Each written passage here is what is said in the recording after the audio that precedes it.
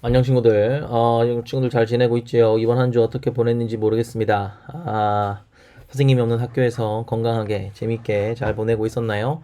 선생님은 일주일 동안 선생님 아들과 그리고 선생님 와이프와 아주 진한 시간, 음, 눈물 눈물 없이 들을 수 없는 그런 애틋한 시간을 보내고 있습니다. 쉽지 않네요. 2시간 자고 일어나고, 2시간 자고 일어나고, 2시간 자고 먹이고, 소화시키고, 젖병 씻고, 2시간 자고 일어나고. 쉽지 않습니다. 한 6시간 정도 자는데, 이 6시간을 2시간씩 쪼개서 자려니까 쉽지 않네요. 쉽지 않습니다.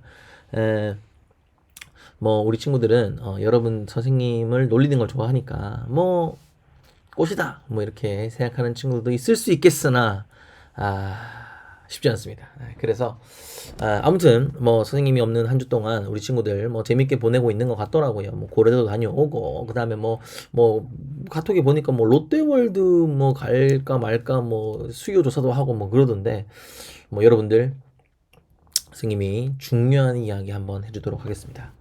아, 시험이 코앞입니다. 예. 시험이 코앞입니다. 예. 고려대학교 대학생들 시험이 코앞입니다. 롯데월드 시험이 코앞입니다. 예. 여러분들 정신 바짝 차리고 시험에 대한 대비들을 잘 하지 않으면 고려대학교 롯데월드 의미 없다. 예. 선생님 저희 지금 여러분들 놀리는 거 맞아요. 선생님이 몸이 힘들기 때문에 여러분들을 놀리는 걸로라도 위안을 삼고 싶다. 이런 거죠.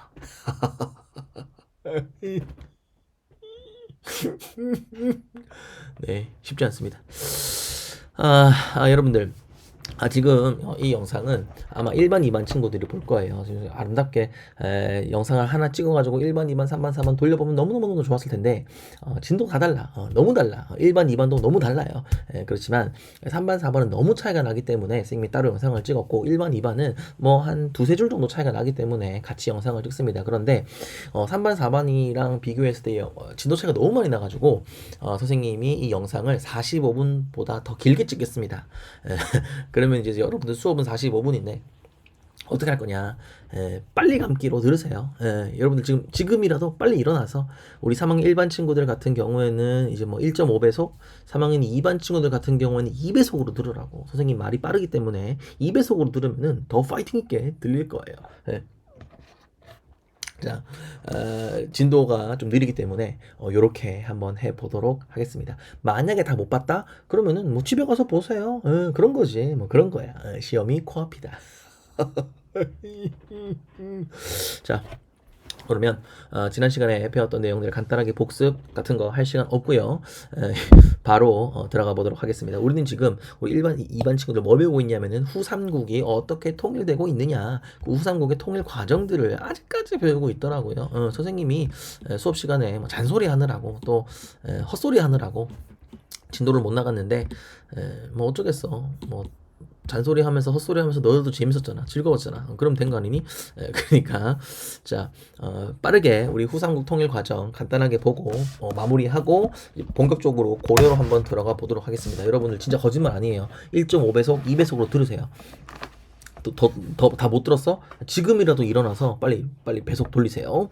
자, 우리는 지금 후삼국 시대를 어떻게 고려가 통일했는지 보고 있는데, 먼저 첫 번째 장면으로 궁예는 실정했는데 왕건은 활약을 하고 있다. 왕건 어떤 활약을 하겠어요? 일단 여기 후고구려 글자가 개판이 후고구려 여기 있고요.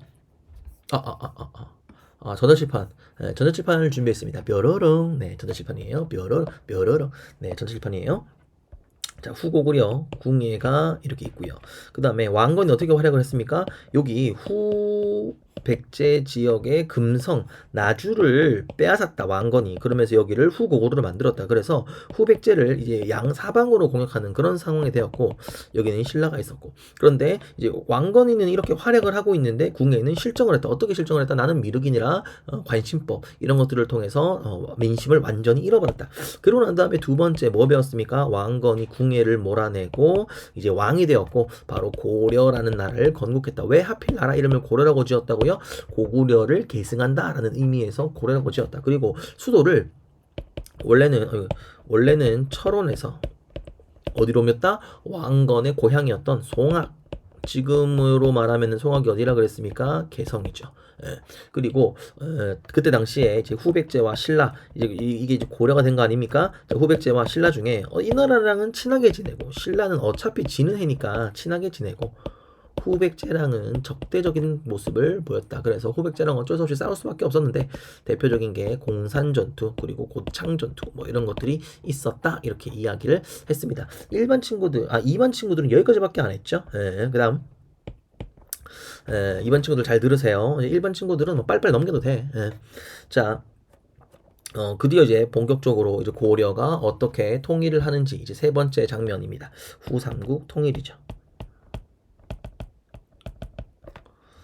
자, 밑에 부분만 이렇게 좀 그려보면은 여기는 지금 고려 이렇게 되는 거고요. 여기는 지금 후백제고요. 여기는 견훤이 있는 거죠. 그 다음에 여기는 지금 신라가 있습니다. 여기도 지금 고려가 되겠죠. 왕건이가 활약했다. 뭐 이런 거 있겠죠. 그죠? 자, 이런 상황에서 지금 이 후삼국의 통일의 시작은 어디서 시작되었냐? 바로 후백제에서 시작이 됩니다. 자, 견훤이가 이제 나이가 많아가지고 이제 그 다음 왕으로 누구를 앉힐까? 세자 책봉을 해야 되는데 견훤에게는 부인이 2명이 있었어요. 그 다음에 첫째 부인에서는 아들, 첫째 아들, 둘째 아들, 둘째 부인에서는 아들, 셋째 아들 이렇게 있었던 거지. 그러면 상식적으로 첫째 아들이 그 다음 왕 후계자가 돼야 되는데 이 셋째 아들이 견훤이 너무 이쁜 나머지 이 아무것도 모르는 어린애인 셋째 아에게 세자 책봉을 한 거야. 그러니까 첫째 아들이었던 누구? Everybody say 신검. 누구? 신검. Everybody say 신검. 신검이 아빠를 찾아가가지고 아빠 너무한 거 아닙니까? 어떻게 아무것도 모르는 셋째를 세자 책봉할 수 있습니까? 제가 왕 되고 싶습니다. 견훤이 싫어. 네가 뭔데 이 자식아. 내가 왕인데 내가 멋대로 세자 책봉할 거야. 그러니까 신검이 화가 나가지고 아버지의 뺨을 때려버리는 거죠. 그리고 아버지 이제부터 제가 왕이에요. 아버지는 뒷방 늙은이로 돌아가세요. 이러면서 신검이 견훤이를 몰아내고 스스로 왕이 됩니다. 그리고 견훤을 금산사라는 절에 가두어 버려요. 그리고 후백제의 왕으로 이제 신검이 오르게 되는 거죠. 야, 견훤이 당황스럽습니다. 민린도끼에 발등시킨다고 왕건이를 공산 전투에서 왕건이를 죽일 수 있을 정도로 이제 무력이 뛰어났던 견훤이지만 아들을 당해낼 수 없었던 거죠. 졸지에 금산사에 갇혀버린 상황이 되었는데 이제 견훤이가 야, 견훤도 대단한 사람이죠. 신검이 이제 금산사 그 견훤을 지키라고 견훤을 이제 도망가지 못하도록 군대를 깔았을 거 아니에요. 그 깔아놓은 군대들을 이제 견훤이가 다 때려 눕히고 금산사를 탈출을 해버립니다. 이제 견훤도 대단하죠. 그러고 나서 이 견훤이 어디로 도망을 가냐? 고려로 도망을 갑니다. 왕건아 나 좀 살려줘라 이렇게 된 거죠. 그러니까 이제 왕건 입장에서는 당황스러울 거 아니야. 자기의 의형제가 공산 전투에서 견훤 때문에 다 죽었는데 그 견훤이가 내 좀 살려달라고 아들에게 쫓겨나가지고 막 고려로 돌아왔으니까 내 이놈 너를 가만두지 않겠다 이러면서 죽여 마땅함에도 불구하고 왕건이는요 2팔을 벌려가지고 웰컴 투 고려 해버리는 거죠. 고려로 온 것을 환영합니다. 당신 너무너무 잘 싸웠고 당신은 정말 이 시대의 영웅입니다. 집 주고 차 주고 뭐 관직 주고 여자 주고 그러면서 견훤이를 굉장히 후하게 대접을 해줍니다. 이렇게 되니까 이제 신라에서 그때 당시 이제 경순왕이 이 견훤이 고려에 투항한 모습을 보았어요.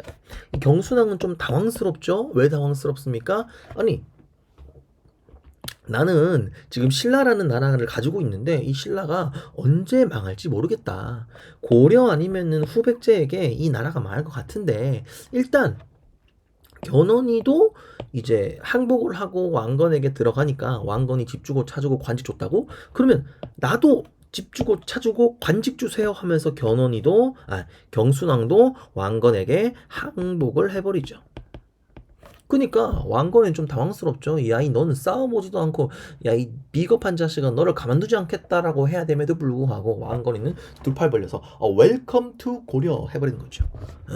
당신 정말 대단합니다. 대단한 결단을 내렸어요. 왕임에도 불구하고 항복을 하면서 나라를 통째로 갖다 바치다니 정말 대단해요. 그러면서 집 주고 차 주고 관직 주고 해버렸다는 거죠.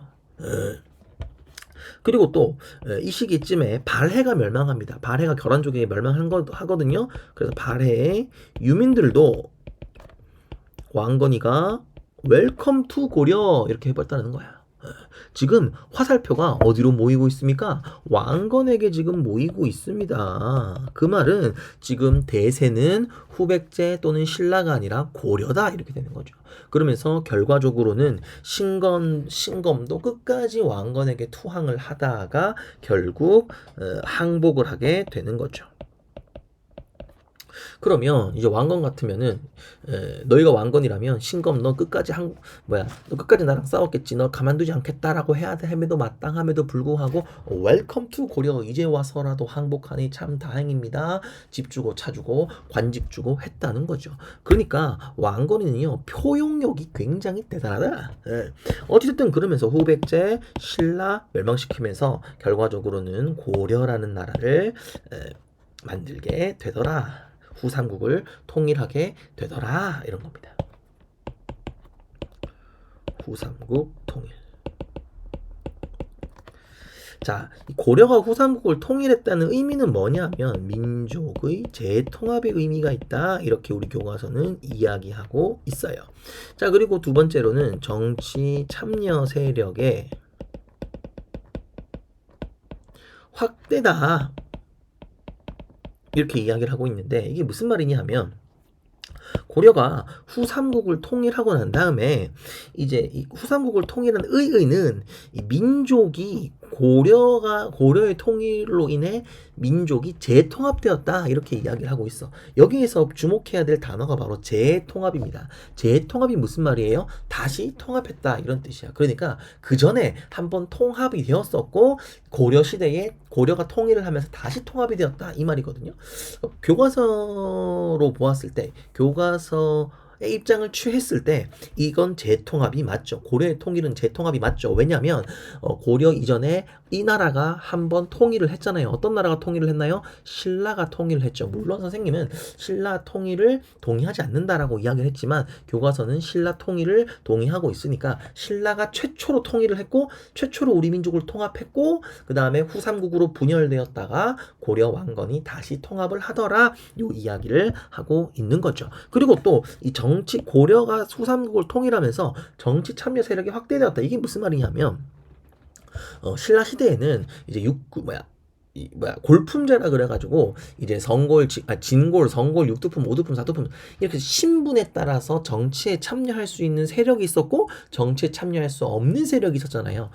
귀족이다 하더라도 육두품이면 승진에 제한이 있었죠. 그것처럼 신라 시대에는 이제 정치 참여 세력이 굉장히 제한적이었는데 이제 그 골품제가 골품제가 사라진 나라인 고려가 되면서 이제 정치에 다양한 사람들이 참여할 수 있게 되었다. 여러 지역의 호족들이 고려라는 나라의 정치에 참여할 수 있게 되었다. 이렇게 우리 교과서는 고려의 후삼국의 통일의 의의를 이렇게 이야기하고 있습니다.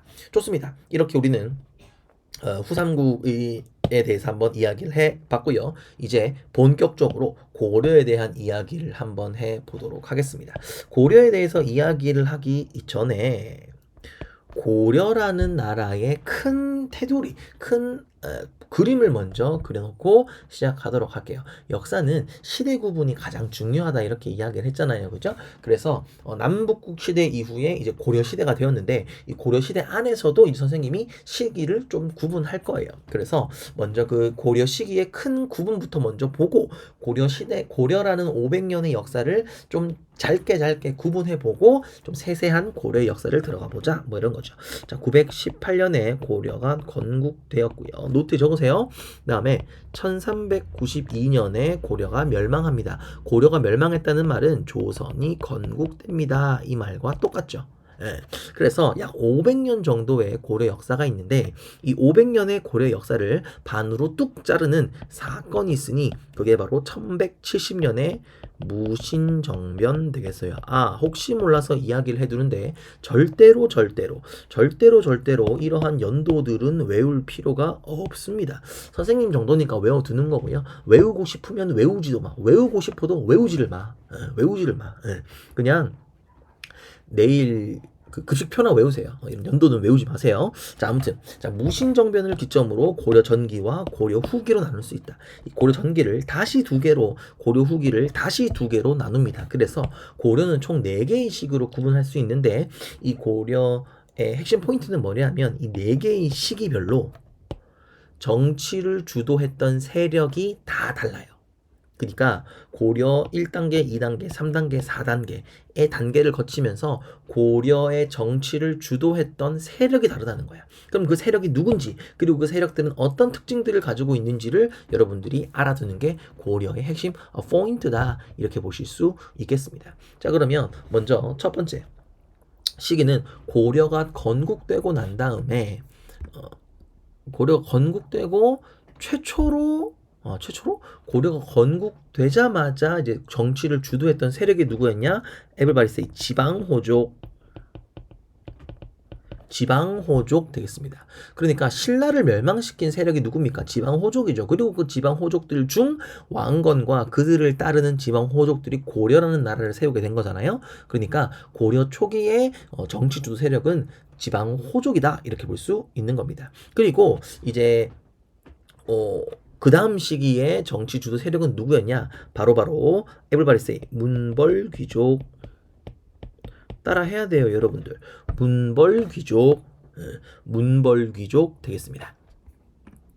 자, 이 문벌귀족은 사실 다른 사람들이 아니에요. 우리가 이미 알고 있는 사람들인데, 지방호족이 문벌귀족으로 변화됩니다. 이게 무슨 말이냐 하면, 지방호족들이 신라라는 나라를 저버리고 고려라는 새로운 나라를 만든 이유가 뭡니까?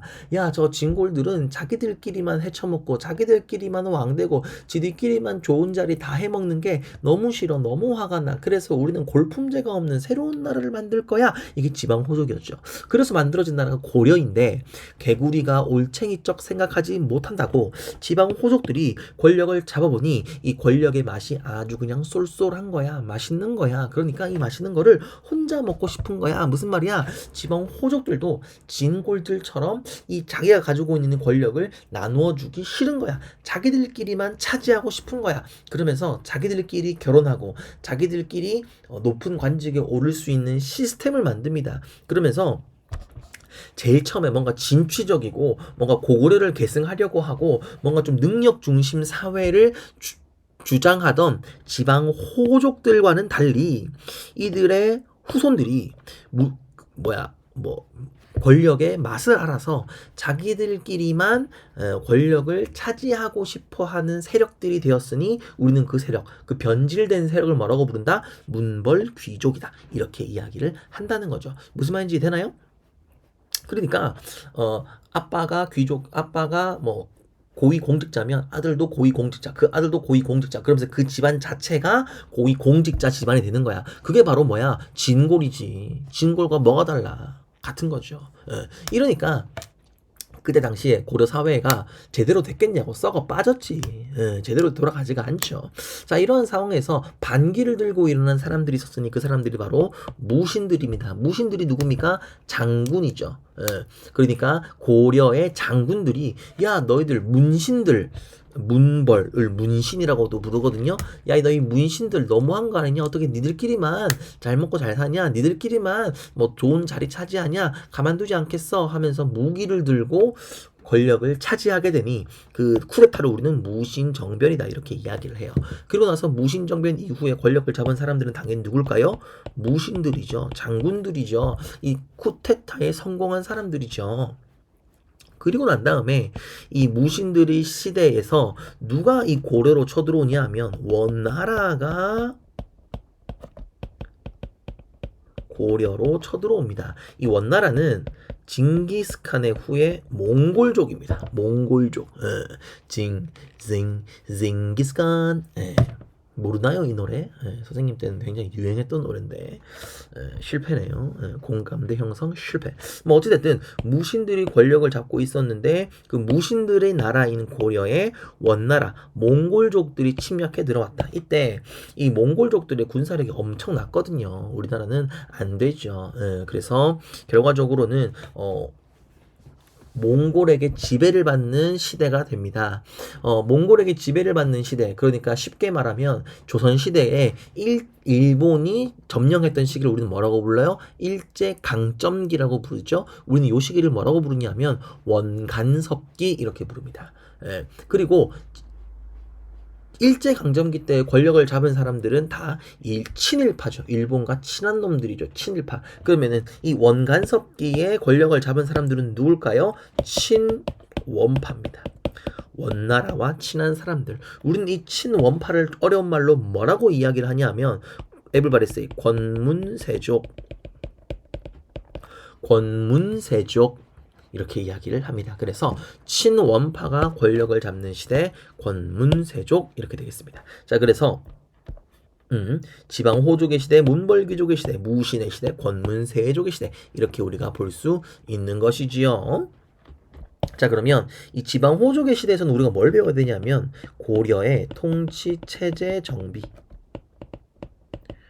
고려라는 나라가 어떻게 어떤 과정을 거쳐 시스템이 만들어졌는지 우리가 요거를 배워야 돼요. 예. 그리고 이 문벌 귀족에서 배워야 되는 거는 이 문벌 귀족이 건강한 집단이니 이제 썩어 빠진 집단이니 썩어 빠진 부패한 집단이죠. 그러니까 이 부패한 집단이 권력을 이끌고 나가니까 나라를 이끌고 나가니까 제대로 되지 않는 거죠. 부작용과 문벌 귀족의 부패와 그리고 개혁의 노력 에 대해서 한번 이야기를 해봐야 되고요. 그 다음에 무신 집권기에 대해서도 한번 무신들이 권력을 잡던 시대 무신 집권기 그리고 아까 이야기했던 원간섭기 우리 요런 이야기들을 한번 고려라는 나라를 배우면서 해봐야겠습니다. 시험 범위가 이까지라는 거죠. 그런데 이까지 나가는 게 거의 실패다 뭐 이런 겁니다. 자, 근데 이것만 배우면 다냐? 그게 아닙니다. 고려라는 나라는요 500년 동안 무수히 많은 외세의 침략을 받았는데요. 먼저 10세기에는 이제 거란족들이 침략을 해 옵니다. 그리고 11세기에는요, 여진족들이 침략을 해 와요. 그리고 아까 이야기했던 이제 12세기 같은 경우에는요, 몽골족들, 원나라들이 원나라 애들이 침략을 해 옵니다. 그래서 이 각각 나라들의 침략을 어떻게 우리 고려가 잘 막았는지 그리고 어떻게 끝까지 항전했는지 뭐 이런 내용들을 배워봐야겠습니다. 자, 이제 본격적으로 고려에 대해서 배울 준비가 끝났으니 이제 본격적으로 고려에 대해서 한번 이야기해 보도록 하겠습니다. 당황스러운 거야. 이제 시험이 뭐 2주밖에 안 남지 않았는데 3주 남았나요? 그런데 고려 끝까지라고 해놓고 이제 고려를 들어간다. 이제 뭐 말도 안 된다 이거 그지? 중간중간 수행평가도 해야 되는데 에이 얘들아 1.5배속이야. 지금 아직 많이 남았니? 그럼 2배속으로 돌려. 1.75배속. 아 몰라. 집에서 한 번 더 봐. 자, 그러면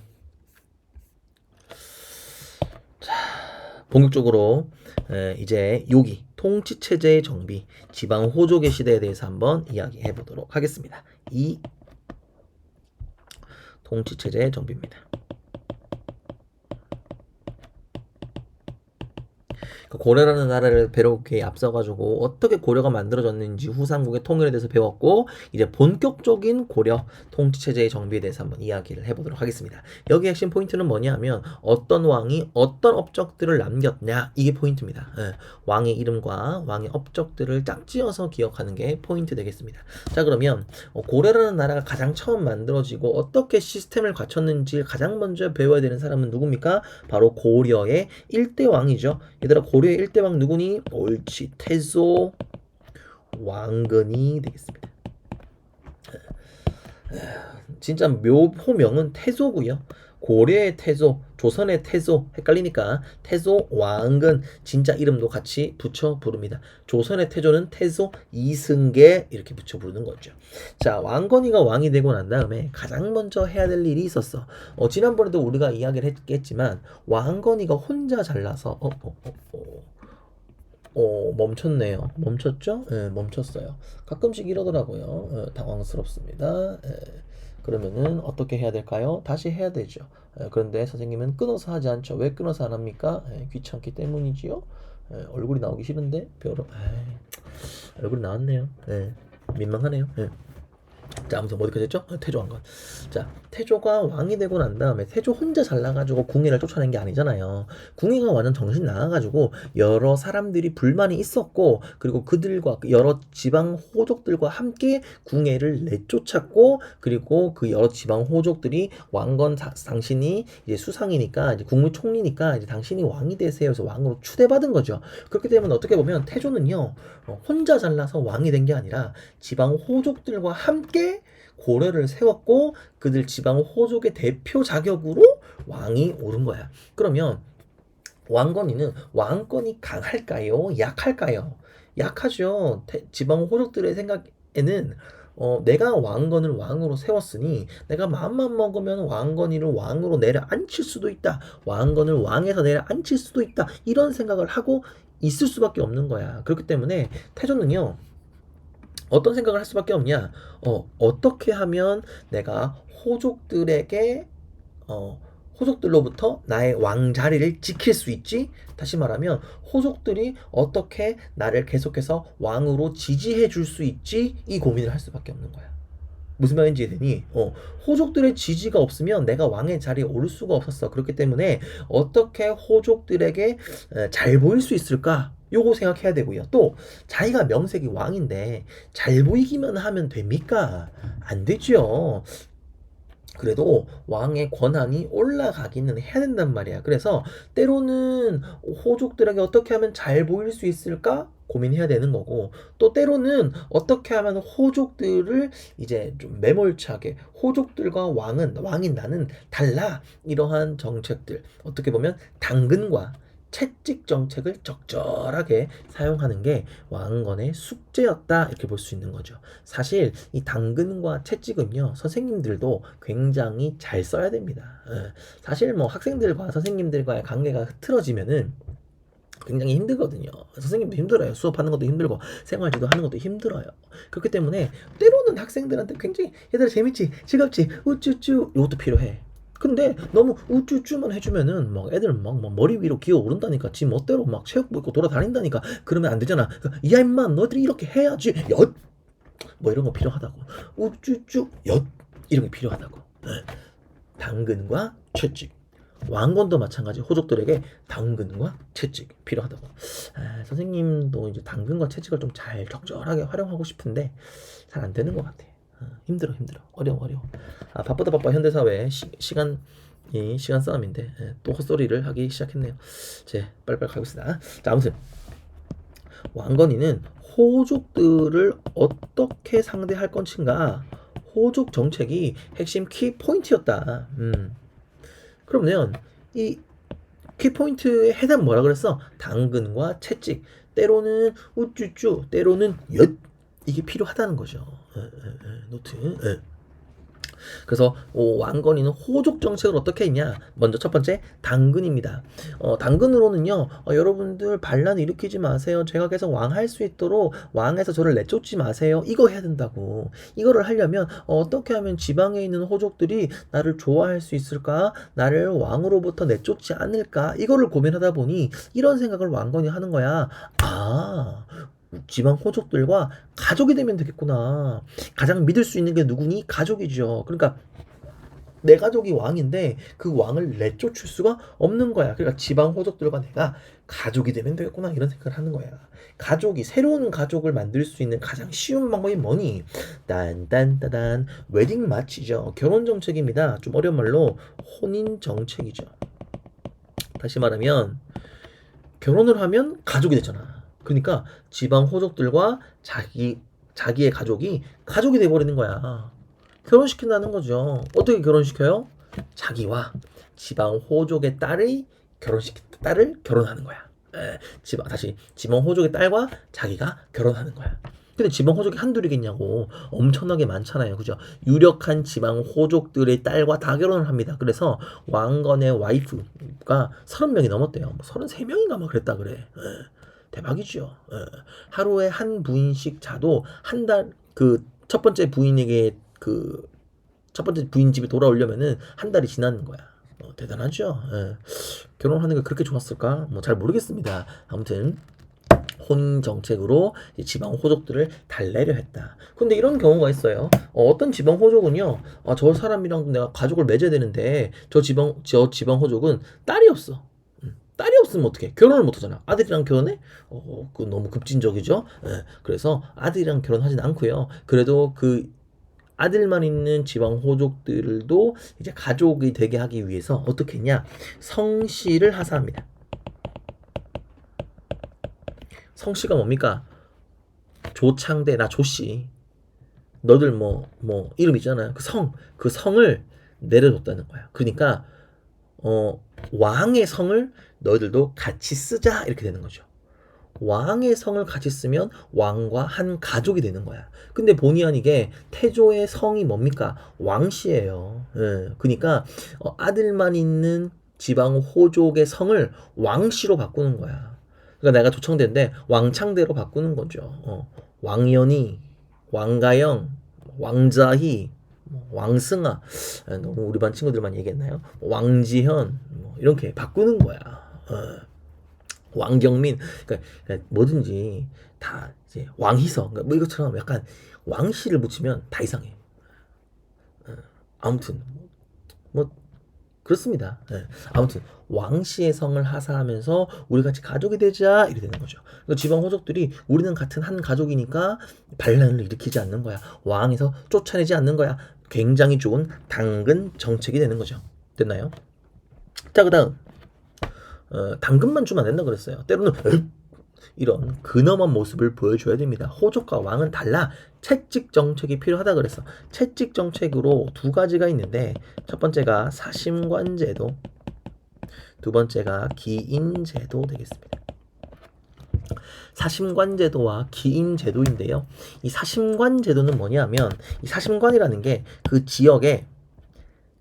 지역의 어떠한 지역의 대표 관리를 사심관이다 이렇게 이야기를 합니다. 다시 1대 사심관이 누구였냐면 이 경주의 사심관이었던 경순왕이에요. 경순왕은 신라의 왕이었는데 이제 항복한 사람이라 그랬어요. 그래서 태조가 관직을 줬다. 집도 주고 차도 주고 여자도 주고 관직도 줬다. 그 관직이 뭐였냐면 이 경주의 사심관이었어. 사심관. 사심관은 경주는 네 마음대로 통치해. 네 마음대로 다스려. 대신 세금은 줘야 돼. 네 마음대로 해. 다만 이 경주에서 무슨 일이 있으면 다 너가 책임져. 만약에 백성들이 반란을 일으켰다? 다 너가 책임져. 내가 너에게 모든 책임을 묻겠어. 너 목숨까지도 내가 뺏을 수 있어. 이런 거죠.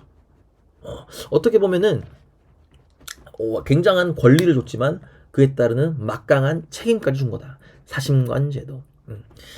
채찍제도고요. 그 다음에 기인제도가 뭐냐면 굉장히 무서운 거예요. 이 각 지방의 호족들의 아들을 수도인 개성으로 유학을 보내라고 합니다. 적을 필요 없어요.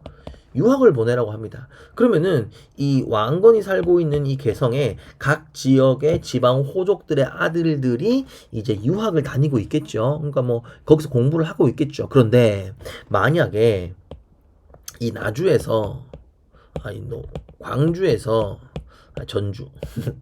전주에서 만약에 반란이 일어났다. 그러면 그 전주의 호족의 아들이 지금 개성에 살고 있을 거 아니야. 그럼 그 아들을 잡아가지고 인질로 삼는 거야. 이 무시무시한 거예요.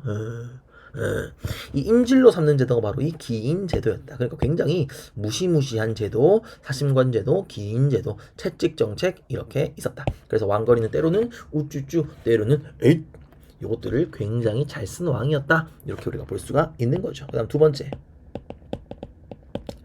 민족 통합 정책입니다.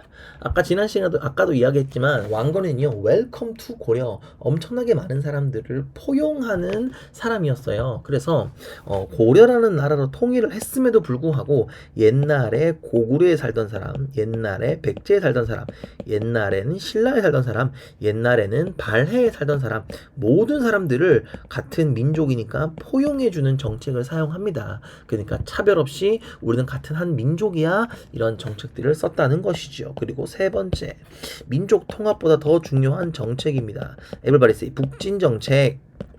북진 정책. 얘들아, 북진, 고려의 입장에서 북진은 어딥니까? 여기가 지금 고려잖아요. 고려의 입장에서 북진이 뭡니까? 북으로 진출하자. 이쪽으로 진출하자는 거야. 이쪽으로 진출. 왜 고려는 북으로 진출하고 싶어 했을까? 왜 왕건이는 북으로 북쪽의 땅을 차지하고 싶어 했을까? 힌트.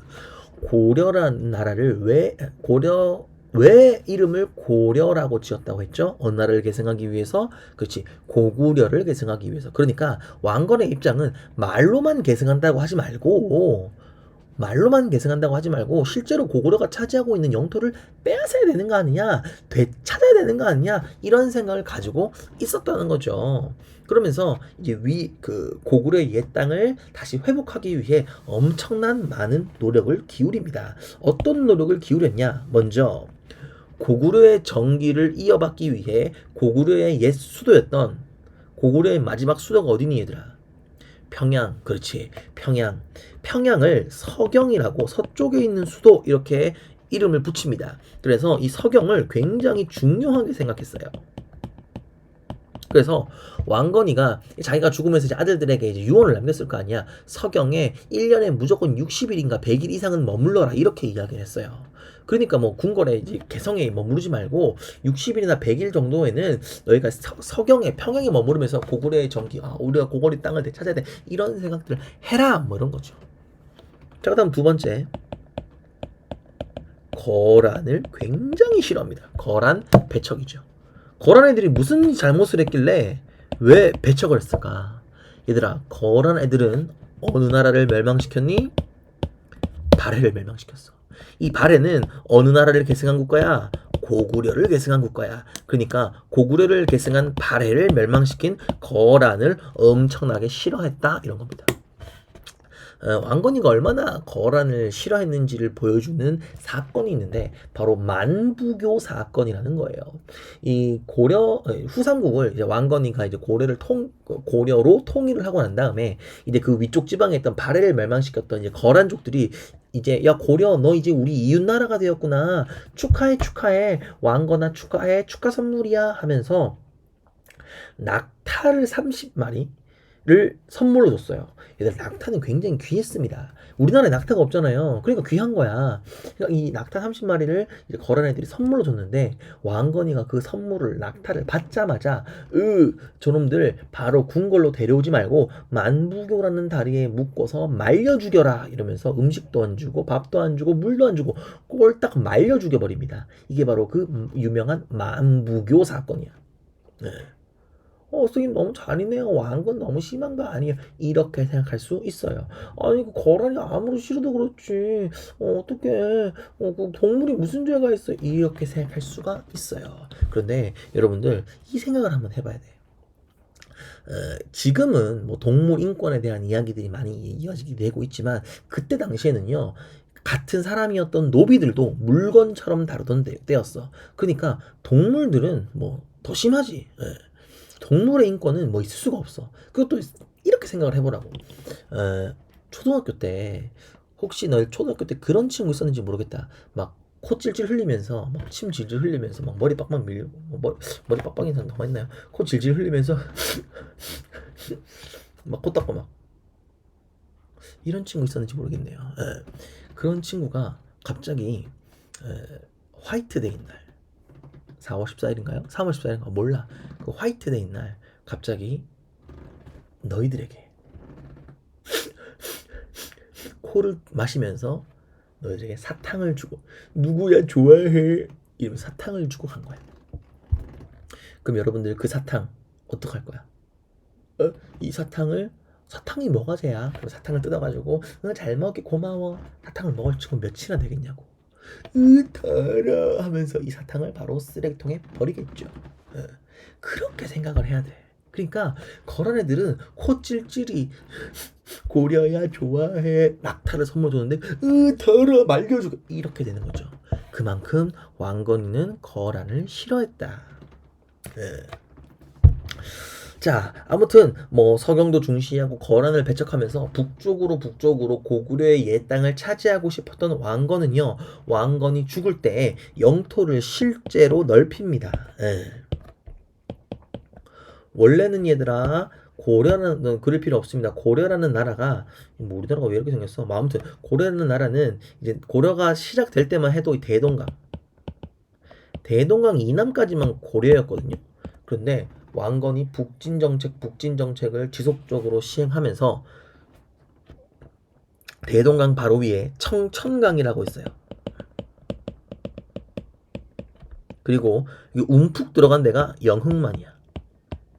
그래서 청천강에서 영흥만까지 영토를 넓히게 됩니다. 차지라고 할까요? 네. 청천강에서부터 영흥만까지 영토를 차지하게 되는데 여러분들은 이렇게 생각할 수 있어요. 에게 선생님 이것만 영토를 차지했다고요? 고구려 영토는 이만큼이나 있는데 이것만 차지했다고 왕건의 업적이라고 이야기할 수 있나? 이렇게 생각할 수가 있어요. 그런데 여러분들 신라 때는요. 신라는 대동강에서 시작해서 대동강에서 멸망했어. 그 말은 무슨 말이야? 단 한 번도 신라는 북쪽으로 진출하고자 하는 마음과 의지가 없었다는 거야. 그런데 왕건이가 뭐 왕을 해봤자 뭐 얼마나 많이 했겠어. 4, 50년 했겠냐고. 뭐 끽해봐야 10년, 20년 했을 거 아니에요. 그 20년의 재위 기간 동안 이만큼의 영토를 넓혔다라는 거는 대단한 거야. 그리고 왕건이가 북진 정책을 지속적으로 했기 때문에 고려라는 나라가 멸망할 때는요. 이제 국경선이 어떻게 되었냐? 좀 이쁘게. 네. 자, 왕건 때에 이렇게 영토를 차지하게 되고요. 그 다음에 10세기 때에 고구려 영토 이렇게 됩니다. 그리고 12세기가 되면 고구려 영토 이렇게 돼요. 그러니까 이만큼이 다 고려가 되는 거야.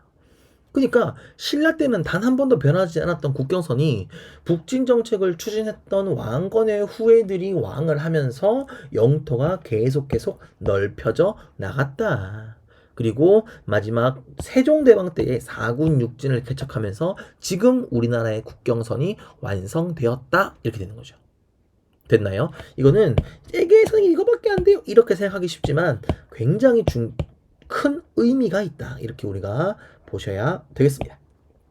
자, 그러면 이제 북진 정책까지 했으니 이제 네 번째입니다. 왕건의 정책 네 번째. 왕건 대단하죠. 엄청나게 많은 정책들을 펼치는 거야. 민생 안정 정책들을 펼쳤다. 신라 시대 때 엄청나게 많은 백성들이 힘들었고 불만을 표출했다. 이렇게 이야기를 했어요. 그래서 뭐 원종 애노의 날, 적고적의 날 뭐 이런 거 배웠잖아요. 그죠? 그래서 그 민생을 그 백성들의 힘듦을 살폈다. 그러면서 이제 세금을 무조건 10분의 1만 거더라. 네. 그리고 또 너희들 지금 정말 살기 힘드니까 종교 한번 믿어봐. 불교를 전도합니다. 그래서 고려가 불교의 나라로 이제 그 왕건 때문에 시작이 되는 거죠. 그래서 누가 뭐래도 고려의 국교는 고려의 나라 종교는 불교 되겠습니다. 불교를 장려하고 세금을 10분의 1만 거더라 이렇게 이야기를 하면서 민생 안정 정책을 펼쳤던 왕건까지 이야기해 봤습니다. 자, 그리고 교과서에 이제 훈요 10조라는 왕건이 쓴 책이 있어요. 그래서 이제 아들들아, 이제 우리 아들들이 이제 앞으로 쭉쭉쭉 왕을 할 거니까 요 10가지만은 지켜라 하면서 자신의 유언을 10가지로 정리한 책인데요. 우리 교과서 한번 보도록 하겠습니다. 몇 쪽이니 하면, 그러게 몇 쪽이니? 같이 한번 볼까?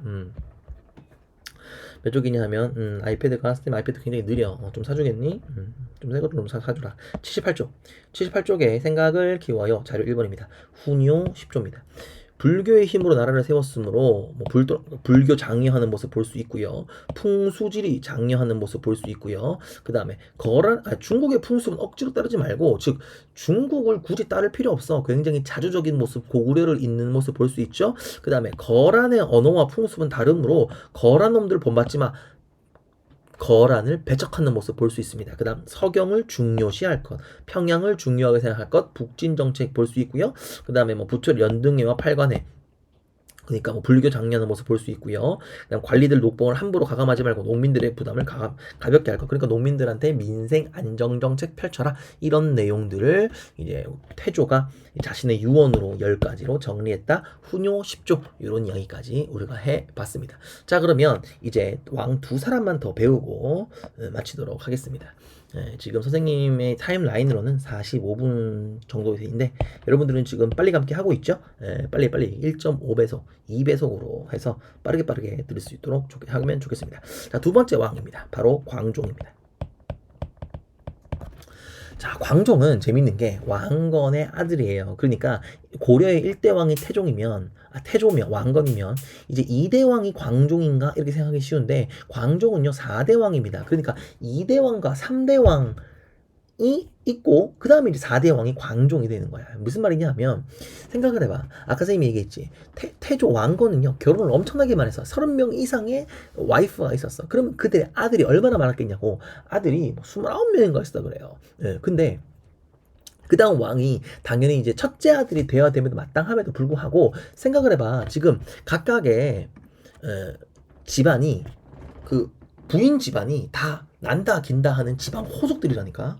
그럼 그 집안 호족들의 입장에서는 내 딸이 낳은 아들이 왕이 되었으면 좋겠다. 그 아들이 셋째 아들, 넷째 아들은 다섯째 아들은 상관없이 내 딸이 낳은 아들이 왕이 됐으면 좋겠다 이런 생각을 할 수밖에 없는 거야. 그러니까 막 첫째 부인, 둘째 부인, 셋째 부인, 넷째 부인, 29번째 부인까지 다 그 다음 왕 자리를 놓고 싸우게 되는 거죠. 그러면서 막 전쟁이 왕건이 죽고 난 다음에 엄청나게 크게 일어납니다.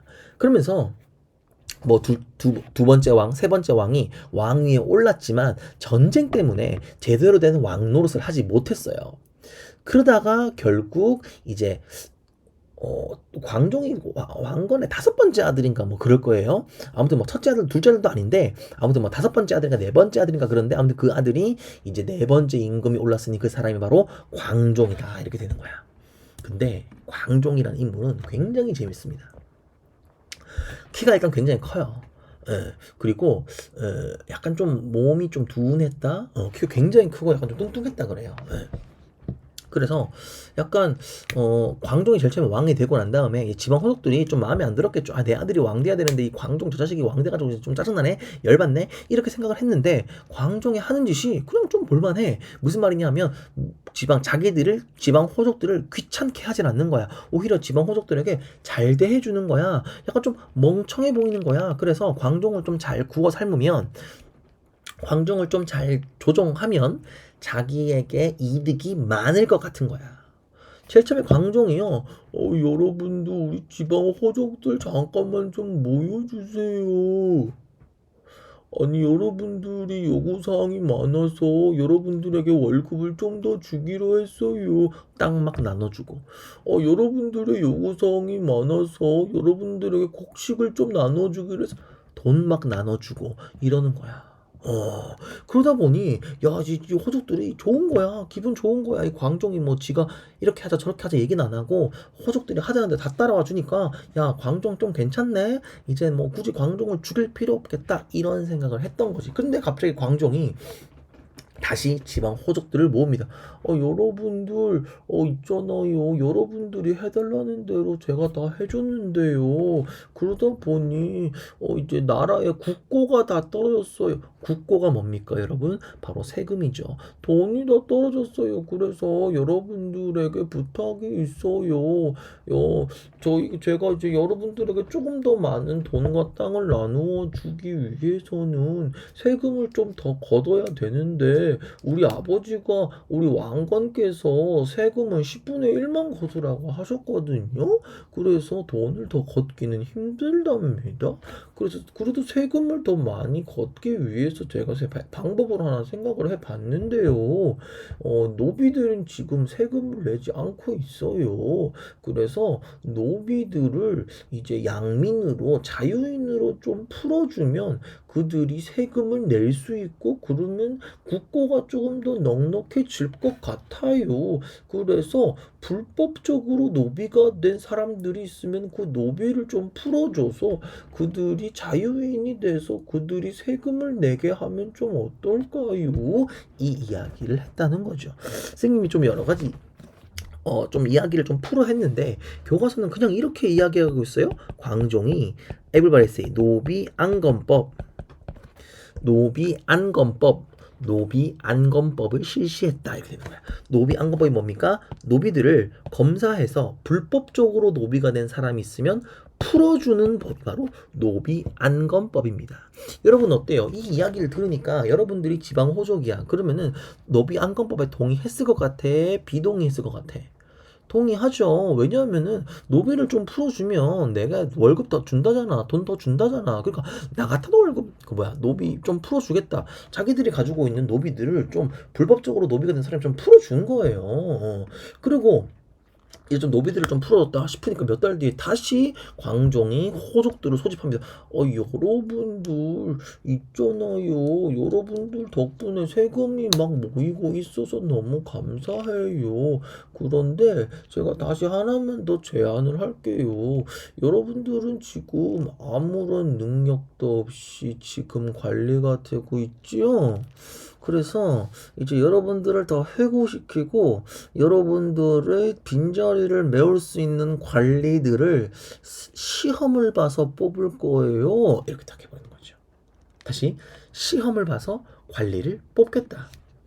니들은 지금 능력이 없음에도 불구하고 지방 호족이라는 이름으로 관리가 되어 있지 않느냐? 내가 이제 관리는 시험 봐서 뽑겠다는 거야. 시험 봐서 뽑는 제도를 우리는 뭐라고 불러요? 과거제라고 부르는 거야. 지금으로 말하면 공무원 시험을 광종이 처음 실시했다 이렇게 되는 거지. 여러분들 이제 과거를 시험 봐가지고 관리를 뽑겠대. 너희들이 지방 호족이면은 찬성이야 반대야? 열받아 안 열받아? 화나지. 야 나는 그냥 신분이 잘 지방 호족의 아들로 태어나가지고 난 당연히 그냥 관리가 될 줄 알았는데 갑자기 공부를 하라는 거야. 공무원 시험. 에듀윌 가입해야 되는 거야. 어떡할 거야? 노량진 가야 되는 거야. 어떡할 거야? 당황스러운 거야. 이러니까 호족들이 막 들고 일어납니다. 호족들이 가만두지 않겠다 그러면서 광종에게 반기를 들고요. 막 자기 사병들을 모아가지고 광종을 공격합니다. 그런데 그때 자신들의 사병을 모았다 그랬어. 호족들의 사병은 누구였냐면 호족들이 가지고 있던 노비입니다.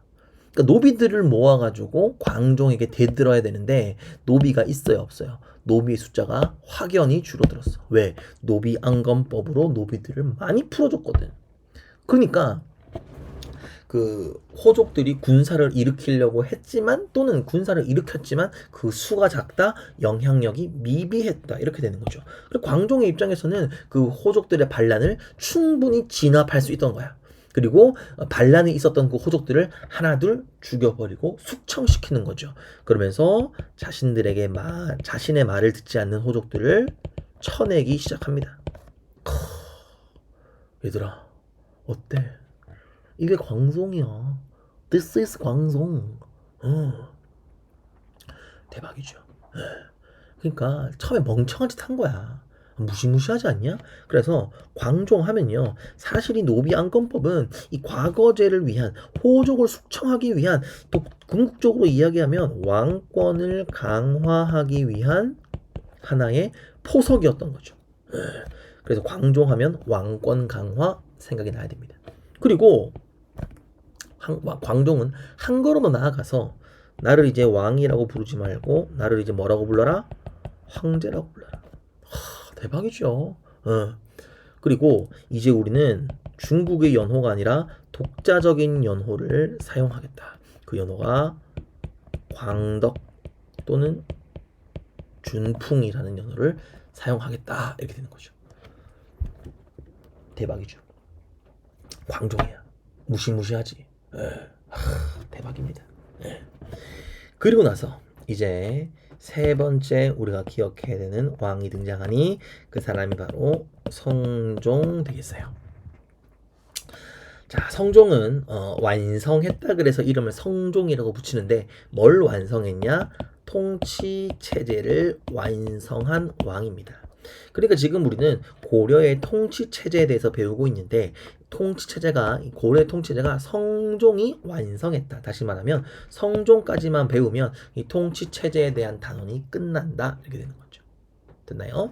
자, 그러면 성종이 왕이 되고 난 다음에 가장 먼저 한 일은 뭐였냐면 관리들을 모아두고 여러분들 저는 지식이 미비하기 때문에 고려를 위해 어떤 일을 하면 고려가 더 발전할 수 있을지 저는 알지 못합니다. 그러니까 여러분들 공부 시험 봐서 합격한 똑똑한 여러분들이 고려에게 시행하면 좋을 제도들을 조금 더 고민해서 100자 이내로 아니 1000자 이내로 A4 용지 5장 내외로 해가지고 구글 클래스룸으로 이제 올려주세요. 몇 시까지 제출해주세요. 이렇게 숙제를 냅니다. 골 때리죠? 그러니까 이제 관리들이 숙제를 했을 거 아니야. 물론 뭐 너희들처럼 하루 전날 했겠지. 밤새워가지고 코피 진짜 짜면서 그지? 뭐 위키피디아도 검색하고 뭐 구글도 검색하고 막 뭐 했겠죠. 그때 어떤 관리의 숙제의 결과물, 레포트가 성종의 마음에 너무 드는 거야. 그 과제물을 쓴 사람이 누구였냐? 바로 최승로입니다. 최승로. 선생님 리를 좀 이상하게 써가지고 최승로. 더 이상하네요. 최승로. 최승로라는 사람이 쓴 레포트 제목이 시무 28조야. 얘들아, 뭐 기억나니? 이거 기억나야 돼. 비슷한 거 기억나야 돼. 최치원의 시무 10조 기억나야 돼. 최치원이 누굽니까?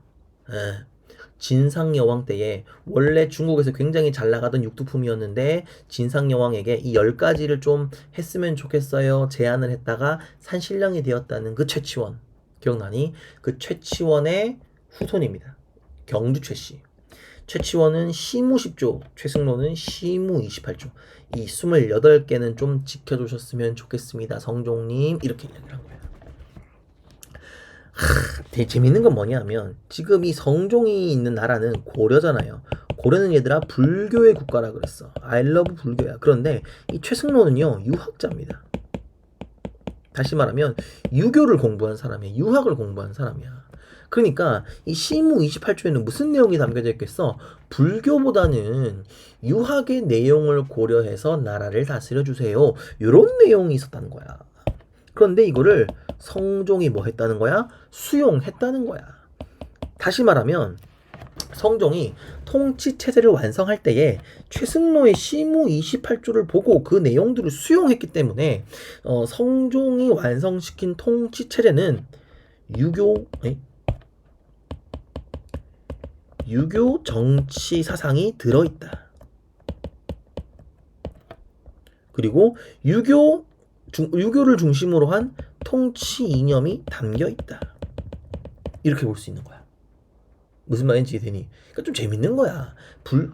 고려라는 나라는 국교는 불교임에도 불구하고 유교를 공부하고 있다. 유학을 중심으로 한 정치 사상이 담겨져 있다. 이런 거죠. 당스러운 거죠.